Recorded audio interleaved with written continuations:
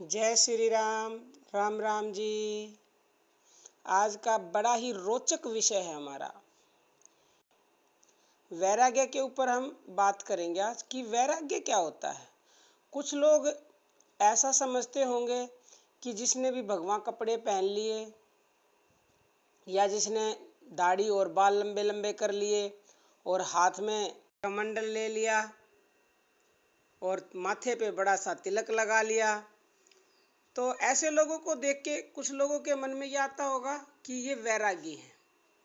परंतु हो सकता है उनमें से कोई वैरागी हो भी, मैं ये नहीं कहती कि वो वैरागी नहीं है, परंतु आज के समय में ढोंगी ज़्यादा हैं और वैरागी तो ढूंढने से भी बड़ी मुश्किल से मिलते हैं। अब आप ये कहेंगे कि फिर असली वैरागी का पता कैसे चलेगा कि वैरागी होता कौन है।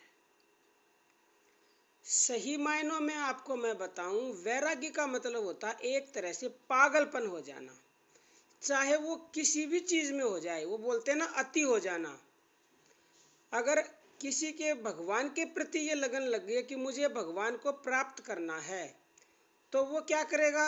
अगर किसी चीज को कोई प्राप्त करना चाहता है तो उसके दिलो दिमाग में 24 घंटे एक ही बात रहती है, बस राम राम राम। तो वो बस 24 घंटे यही पुकारता है और उसको ये लगन रहती है कि मैं उस चीज़ को कैसे प्राप्त कर लूँ अति शीघ्र। उसे ना खाने की सूध है ना नहाने की सूध है। उसको लोग पता क्या कहते हैं, उसको लोग कहते हैं ये पागल हो गया है। बोलने दो, लोगों का क्या, लोगों को तो बोलना है। पर ऐसे ही लोग वास्तव में वैरागी कहे जाते हैं, जिनको इतनी पक्की लगन है कि मुझे वो चीज़ प्राप्त करनी है। फिर चाहे आम इंसान की ज़िंदगी से जुड़ी हुई कोई भी चीज़ हो।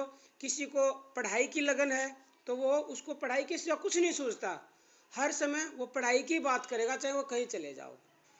किसी को नौकरी की लगन है तो वो कहीं दो आदमी में बैठेगा तो वो सिर्फ और सिर्फ नौकरी की ही बात करेगा। ये तो आपने आम जिंदगी में देखा होगा।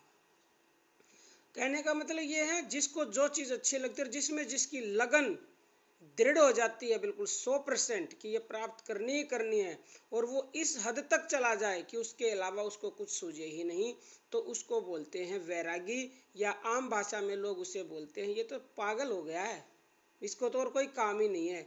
लेकिन अगर ऐसे इंसान को कोई पागल बोलता है तो बोलने दो, क्योंकि अगर भगवान के मोह में, भगवान की चाह में आप वैरागी हो गए हैं तो इससे बड़ी कोई बात है नहीं संसार में।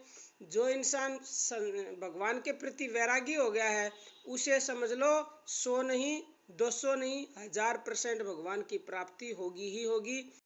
और सिर्फ भगवान की प्राप्ति ही नहीं, वो किसी भी चीज़ के लिए वैरागी हो गया तो उसे हर वो चीज़ मिलेगी जिसके प्रति वो वैरागी हुआ है, जिसको वो चाहता है। चाहे वो फिर नौकरी है, चाहे धन है, चाहे शोहरत है, चाहे दौलत है, चाहे कुछ भी है। अगर वास्तव में देखा जाए तो ये जीवन ही हमें इसलिए मिला है कि हम भगवान के प्रेम में, भगवान की चाह में वैरागी हो जाएं। यही मनुष्य जीवन का लक्ष्य है। और जो इंसान वैरागी हो गया, जिस इंसान को वैराग हो गया भगवान के लिए, उसे फिर भगवान की प्राप्ति होने से, परम गति प्राप्त होने से, जन्म मरण से छुटकारा भी उसे मिल जाएगा। जो सही अर्थों में वैरागी होता है, मतलब जो पूर्ण वैराग्य में हो चुका है, और अगर कोई सुनने वाला वो अपनी बातें, अपने मतलब विचार अगर वो प्रकट करता है किसी के सामने, तो वो जो श्रोता है, जो सुनने वाला है, वो सुपात्र हो यानी योग्य हो, वो उसकी बात को बड़ी ही रुचि से सुने और सुन के अपने अंदर उसको उतारे। तो वैराग्य का वर्णन करते ही वैराग में जागृत हो जाता है उस इंसान में, सुनने वाले में भी इतनी ताकत और इतनी शक्ति होती है जो असल में वैरागी होता है उसके अंदर। वैसे ही जैसे कामी के हृदय में कामिनी के वर्णन से काम जागृत हो जाता है, वैराग्य की बात वैराग्यवान ही कह सकता है। सच्चे वैराग्यवान पुरुष को तो कहने की भी जरूरत नहीं पड़ती, उसके साथ तो वैराग्य में मूर्तिमान होकर चलता है। वह जिस रास्ते से जाता है उस रास्ते में मानो वैराग्य की बाढ़ आ जाती है। उसके नेत्रों से वैराग्य का भाव निकलकर सब जगह व्याप्त हो जाता है। वैराग्य के साथ उपरामता लगी रहती है। उपरामता का मतलब ये होता है कि जिस तरह से कोई किसी काम में बुरी तरह से रम जाता है ना, उसको बोलते हैं कि वो उपराम हो गया, उसको उपरामता लग गई है, सच्ची लगन लग जाना मतलब। और उसके साथ भगवान का ध्यान लगा रहता है। आगे वैराग्य, बीच में उपरामता, पीछे ध्यान। इस प्रकार तीनों साथ साथ चलते हैं। जिस तरह से वन जाते समय भगवान राम, सीता जी और लक्ष्मण जी चलते हैं। राम जी के साथ सीता रहती ही है, साथ ही राम के बिना लक्ष्मण को चैन नहीं, और लक्ष्मण के बिना श्री राम जी को चैन नहीं रहता। राम सीता को बीच में रखते हैं, जहाँ सच्चा वैराग्य हो, ध्यान होता हो, साधन तीव्र हो, वहाँ उपरामता रहती ही है। उपरामता मतलब अभी मैंने बताया था कि वो बिल्कुल उसमें रम जाता है। वैराग्यवान के दर्शन मात्र से वैराग्य हो जाता है, फिर उसके इशारे से, उसके व्याख्यान से वैराग्य हो जाए तो इसमें तो फिर आश्चर्य ही क्या है। वैराग्यवान के व्याख्या से तो वैश्या का हृदय पलट सकता है। दत्तात्रेय जी के दर्शन से ही एक वैश्या को वैराग्य हो गया। भक्त हरिदास जी के संपर्क में आकर एक दूसरी वैश्या वैराग्यवती हो गई। मैं आपको समझाती हूँ उदाहरण के द्वारा।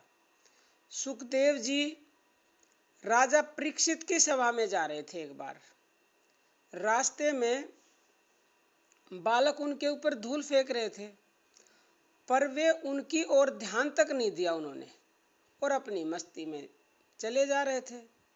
सभा में पहुंचने पर उनका बड़ा आदर होता है। सुखदेव जी में अलौकिक उपरामता थी, अलौकिक वैराग्य था। नदी के किनारे स्त्रियां नहा रही थी। सुखदेव जी उसी मार्ग से होकर निकले, पर किसी ने लज्जा नहीं की। और जब उसी रास्ते से वेद व्यास जी आए तो उनको देखकर सभी स्त्रियों ने मारे शर्म के, मतलब लज्जावश, अपने कपड़े पहन लिए। वेद व्यास जी ने इसका कारण पूछा तो स्त्रियों ने जवाब दिया कि सुखदेव जी की दृष्टि में तो स्त्री पुरुष का भेद ही नहीं है, ऐसे ही पुरुष को वैरागी बोलते हैं। आप हमें स्त्री समझते हैं, इसलिए हमने मर्यादावश आपको देखकर कपड़े पहन लिए। इतनी भारी उपरामता सुखदेव जी में थी कि वो स्त्री पुरुष में भी कोई भेद नहीं समझते थे। अब मैं आपको एक और उदाहरण के द्वारा समझाती हूँ। जड़ भरत जी पर भी वैराग्य का इतना नशा चढ़ा रहता था मानो किसी ने शराब पी ली हो।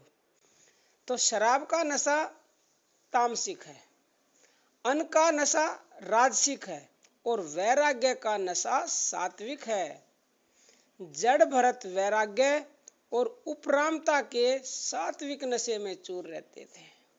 अब जब नशे में चूर ही रहना है तो क्यों हम राजसी में रहें और क्यों हम तामसी में रहें, हम तो सात्विक में रहने की कोशिश करेंगे। तो जड़ भरत जी थे, वो सात्विक नशे में चूर रहते थे। तीनों जन्म की बातें उनको याद थी, मस्त बने रहते थे। घर वालों ने उन्हें मूर्ख समझ रखा था, पर जड़ भरत जी को किसी की कोई परवाह नहीं थी। देवी भद्रकाली की बलि के लिए जड़ भरत जी को राजा के आदमी पकड़ ले गए। उन्होंने उनकी गर्दन पर तलवार मारने को ज्यों ही हाथ उठाया कि देवी प्रकट हो गई और उन्होंने मारने वालों को मार डाला। तत्पश्चात देवी ने जड़ भरत जी को वरदान मांगने को कहा।